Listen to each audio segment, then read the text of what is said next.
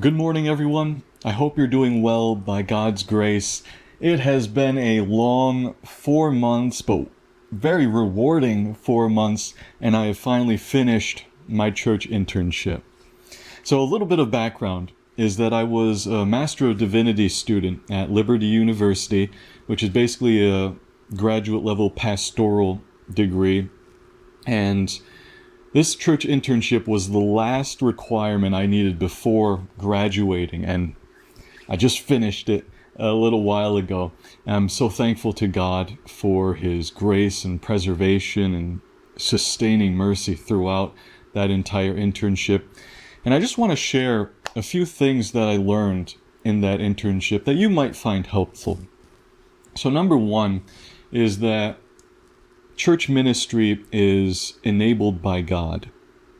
2 Corinthians 9:8, and God is able to make all grace abound to you, so that having all sufficiency in all things at all times, you may abound in every good work. Ephesians 2:10, for we are His workmanship, created in Christ Jesus for good works, which God prepared beforehand that we should walk in them. And those verses really rang true throughout my entire internship, where I could see God's guiding hand, the enabling and empowerment of the Holy Spirit. And it was just an amazing time where I had to get out of my comfort zone. I had to leave my conveniences that I loved behind and forsake them in order to pursue this path of church ministry. And I'm so thankful to God to showing this truth in my own life. I knew it theologically, I knew it theoretically, but practically speaking, it really came to a head during this internship. I was involved in things like preaching, of course. You can watch my playlist on the Ephesians series. I was involved in everything between that and cleaning the building and helping organize different ministries, getting involved in organizing a conference for the young adults with 8 speakers, myself included. So I was helping to prepare for that as well as speak during that conference, and it was just an amazing time. And there were also other more difficult things that I've never done before, like doing a committal service for a funeral. Beforehand, I didn't even know what a committal service was. And honestly, I don't think I've ever even gone to a funeral before either, at least not that I remember of. When I was young, and then the years after that, I experienced a lot of death, and a lot of people around me died. My grandparents all passed away. I had some childhood friends who had passed away. My dad was older as well, so he had a lot of people who had passed away, and he'd mentioned that to me, so I was kind of calloused to hearing about death, and I wasn't very empathetic, and I wasn't interested in going to funerals back then at all. But God's been working on me, and I believe I'm a little more empathetic now. I believe I'm a little more understanding of people who have gone through loss. Basically what the Bible says, to mourn with those who mourn. Not just the rejoicing parts, not just dismissing them and saying, well, your relative is in heaven now, let's just keep moving on. But actually mourning with those who mourn. And beforehand, I didn't know what a committal service was, and so I was invited to speak there and to help assist and facilitate with everything in the program. And my church is really great on funeral services, where they'll take care of the bulk of the funeral service so that those who are grieving the loss of their loved one, they don't have to worry about all of those details and things like that. And we also help them financially for purchasing a coffin and things like that, which is really important in the Philippines because a lot of families don't have that kind of money that they can just immediately push towards an emergency. So I found myself reaching out to the grieving families. I found myself, making sure I knew their names, learning about the person who passed away so that I could talk about him and mention him in my sermon. And I've never heard a funeral sermon before, but I knew that I had to go hard on the gospel. And so that's basically what I did. And really, I didn't know what I was doing beforehand, but God equipped me for the task. And, I had my mentor to help me out. I had some other men who were familiar with those services helping me out. And everything went well by God's grace. The second thing I learned is that church ministry is difficult. It's really difficult. And especially when it's a full internship and you're getting as involved as you reasonably can be. I've had to give up some time on sleep. I used to be such a stickler for, I'm going to sleep at 8 o'clock, I'm going to wake up at 5, I'm going to get a solid 9 hours every night. I did not get a solid 9 hours every night during the internship. Of course, I tried to stay healthy, eat healthy, get enough rest and sleep. But there were some nights where, we had late meetings and I got home late and I had other things that I needed to prepare for the day after.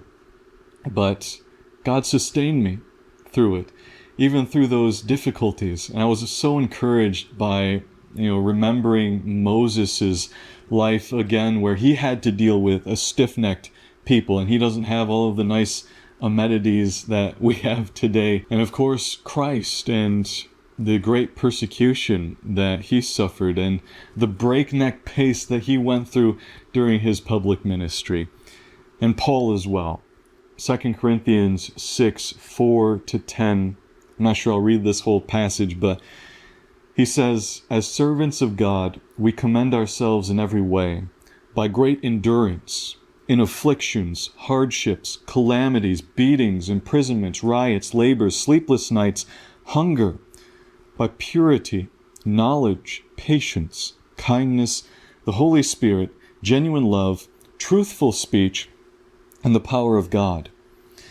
And then verse 10, "As sorrowful, yet always rejoicing, as poor, yet making many rich, as having nothing, yet possessing everything."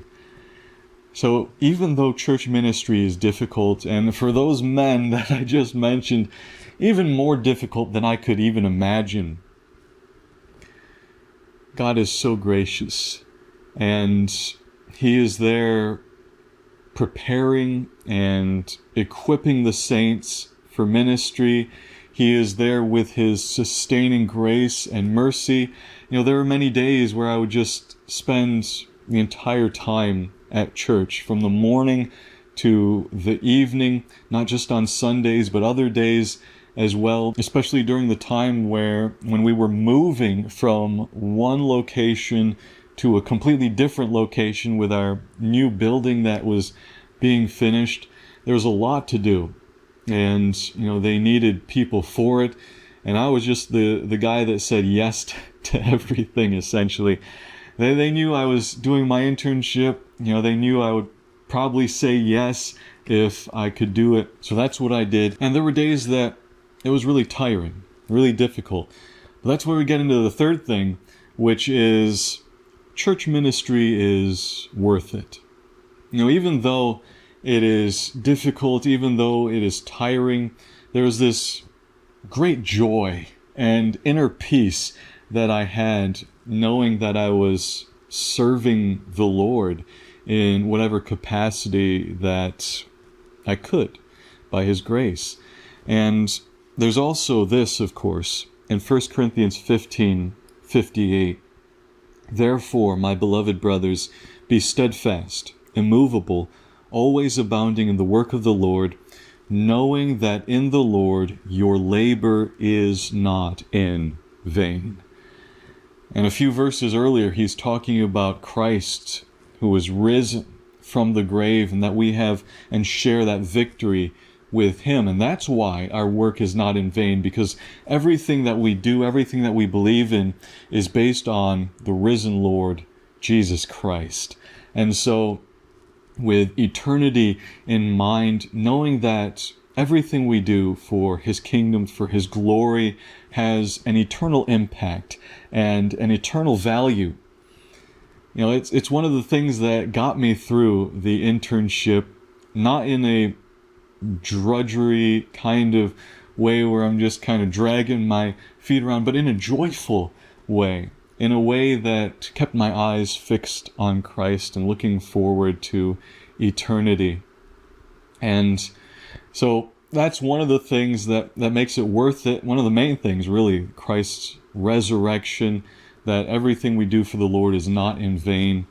And another thing, of course, is that joy that I was talking about, the joy of serving one another and going through all those one another commands in ministry.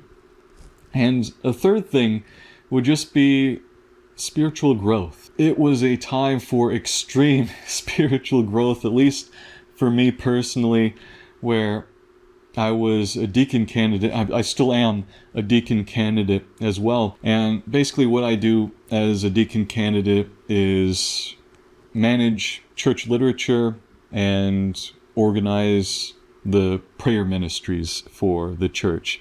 And those are just part of my giftings. I'm learning so much from the other men who are deacon candidates because they're all much older than me. They have their own families. Many of them are engineers. They're great at administration. Some of them are accountants and things like that. And just learning from them and seeing their heart for ministry as well. You know, recently there was an issue with no parking spaces at our new location. There was nothing mapped out or any organization for that. And so one of the brothers just stood up in the deacons meeting and said, "Yeah, I'll do it. Tomorrow I'm gonna go over to the new location.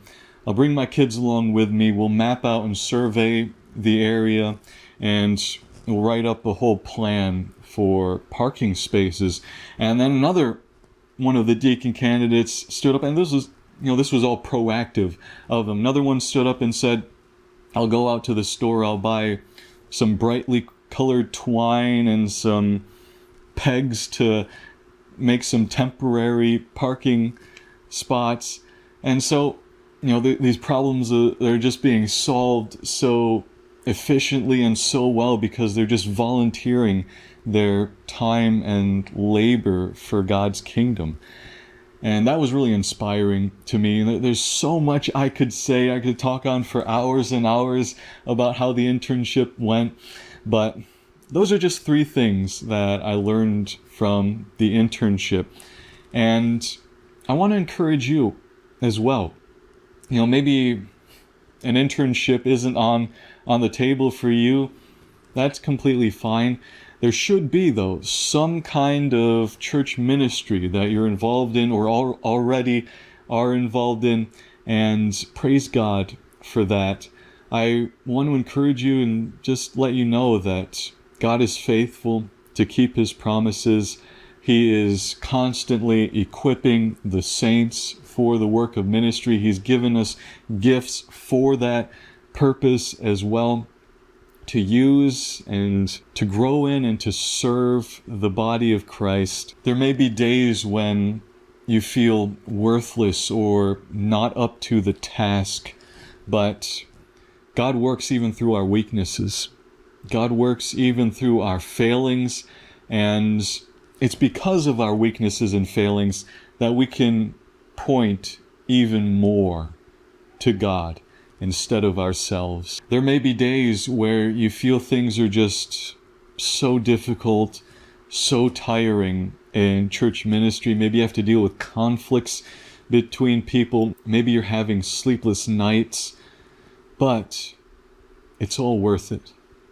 Everything we do for the Lord is not in vain, because He is risen, because He is with us to the end of the age, encouraging us, comforting us, and the Holy Spirit filling us and empowering us for the tasks of ministry that He has set before us. It's my prayer that you would be involved in church ministry and that you would be encouraged in church ministry as well.